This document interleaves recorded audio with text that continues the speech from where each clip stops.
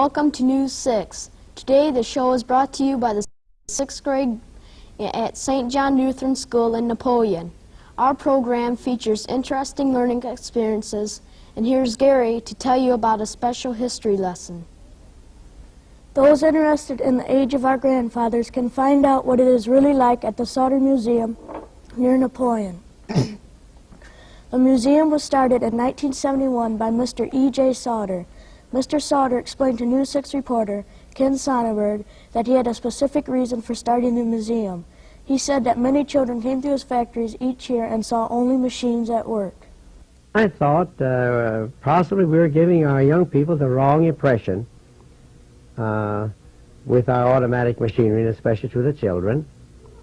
And children had better learn at the age of 6 that life is rough and hard, I mean to make a living, and better than to learn it at 26, you know. So I thought if we could have a museum and show to our young people what our fathers did and how they worked, the grandpas and grandmas and great-grandpa and great-grandpa, how they had to work to make a living, and they lived. And I'm sure they enjoyed their life just as much as we do. To demonstrate the jobs of old, Mr. Sauter has built on the museum property a woodworking shop, broom shop, barber shop, pottery place, blacksmith barn, weaving demonstration, leatherworking shop, general store, a Lutheran church, schoolhouse, and residential houses. This year, which was only the second of operation, 72,000 visitors explored the era of the late 1800s. Mr. Sauter is helping kids to a different kind of education. They are learning about a time when, according to Mr. Sauter, life was a lot of elbow grease. Education of a different sort can be found at Napoleon Springworks. Owner Ed Oberhaus keeps an unusual collection in a storage barn on his property. He could probably teach you anything you wanted to know about Cadillacs because he collects them. I talked to Mr. Oberhaus about his extensive collection. Why do you collect cars? Well, I started a number of years ago when I bought the first Cadillac. Was in 1960, which our rural mail carrier had on Route 1 at Napoleon. It was a 1960 Cadillac four-door, and I bought it at the time for $100, and I thought it was a good bargain. And it needed a drive shaft bearing, which cost $16 installed. Our son installed it for me, and so for $116, and now it's gotten to the point that I own 29 Cadillacs. Mr. Oberhaus said his favorite car is a 1939 Cadillac convertible, once owned by Chicago baseball owner Wrigley. His oldest car is a 1924 Cadillac Opera Coupe. Most of his cars are licensed and all are in good condition and drivable. During the summer, Mr. Oberhaus drives a different car every day just to keep them in running condition. Mr. Oberhaus said he has this hobby for fun, but it is also an investment because the cars get more valuable every year. He has several cars that can now be classified as antiques, and he intends to start taking them to car shows. Napoleon kids have to go to the Sauter Museum to learn about the old days and to Mr. Oberhaus's warehouse to learn about his cars, but they can stay right in their classroom to learn about farming. Farm Bureau field worker Linda Meyer comes each year to Napoleon classrooms. 6th grader Amy Sue Cruz found out why. What is Farm Bureau? It's a farmers organization. It represents farmers all over, well, it's all over the United States. Why are you interested in going to various schools?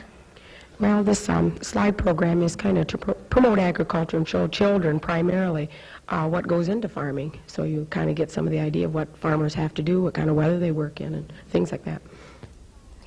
Mrs. Meyer shows slides and brings samples of grains, vegetables, crops, and animal food as demonstrations of farm life. All the samples she brings come from Napoleon's Henry County.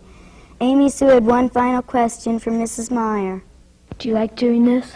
I love it. I enjoy it, doing it with the children. It's interesting. We had the first year, we had them write letters to us, what they thought, and I'll keep those forever. They're just beautiful. The farming life that Mrs. Meyer talks about is kept free from harmful insects by using crop dusters. A crop duster is a person employed by a farmer to spread insecticides from a special airplane. News 6 talked to Mr. William Hinton, a local crop duster. Mr. Hinton said his job is very important, for insects can destroy a crop overnight, and sometimes, because the fields are wet, a farmer cannot reach his farmland by tractor. Crop dusters are also hired to spray ditches in the summer, because mosquitoes lay their eggs in ditch water. Mr. Hinton says his season is fairly long, because farmers need them from early spring to late fall. But right now, during the winter months, a crop duster's plane is idle. And now here's Becky to tell you about some locally famous people. Our room has a celebrity. He is Darryl Behrman, a 5th grade student in our classroom. Darryl's claim to fame is that he grew and owns a pumpkin that is 74.5 inches in circumference. Darryl won 2nd place in the Great Pumpkin Contest held by our local newspaper, the Northwest Signal. Darryl received $15 as his prize. To get it to the competition, Darryl had to take the pumpkin in the back of a pickup truck. The pumpkin is so big that he can even sit on it. The other famous person in our town is not well known across the nation, but everyone salutes his work every day. Napoleon Mayor Bob Heft designed this country's 50-star flag. He designed the flag for a high school class project.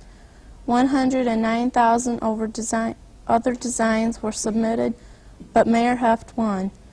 He told News 6 reporter Teresa Grunhagen that he designed his flag before Alaska was admitted to the Union, which makes the 50-star flag older than the 49-star flag. Teresa asked Mayor Heft about the competition. What were the rules to the flag making? Well, there weren't any real rules or anything like that, because at the time I made the flag, it wasn't even a contest or anything like that. It was the reason I did it was political balance. Alaska was predominantly Democratic and Hawaii was predominantly Republican, so I thought if they would admit one state being of one party, probably they would admit another territory to statehood to offset it politically, and that's the reason I made the flag. Who did you first tell you won? Well, I think probably one of the first people after I got notification from Washington was the school teacher that gave me the grade of a B- on it to begin with. He'd give me the grade of a B- and said it lacked originality. In spite of his teacher's opinion of the design, Mayor Heft did win, and he spent 4 days at the White House and the honored guest of President Eisenhower before the dedication of his creation on July 4th, 1960. We may not be as recognized for our handiwork as Mayor Heft, but we do try to be creative in some of our class projects. One of the most fun things we've done is called shrink art. The first step is to draw a picture on a styrofoam tray and then color it in. Then we cut it out and placed it in a small oven. Before our eyes, our design would shrink to 1/3 its size. Another project developed when we started studying scale models in science class. We decided to practice by making our own scale models. First, we did a scale drawing of each other. Then we progressed to drawing a scale or miniature drawing of our classroom. Finally, we made globes by taking 2 flat maps and mounting them in a circle. Later, we studied latitude and longitude on our globes. One other interesting classroom activity is viewing the home movies of Mrs. Margaret Meyer. She has been taking films of track meets, school picnics, and other school happenings since 1961. That is the type of education, too, to observe how things like hair and clothes styles change. Thank you for watching News 6.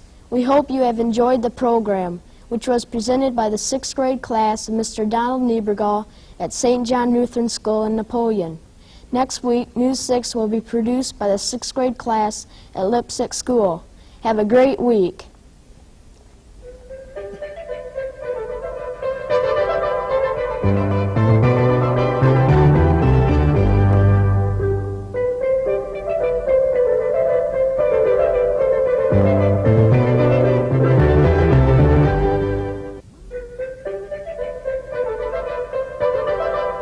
Thank you.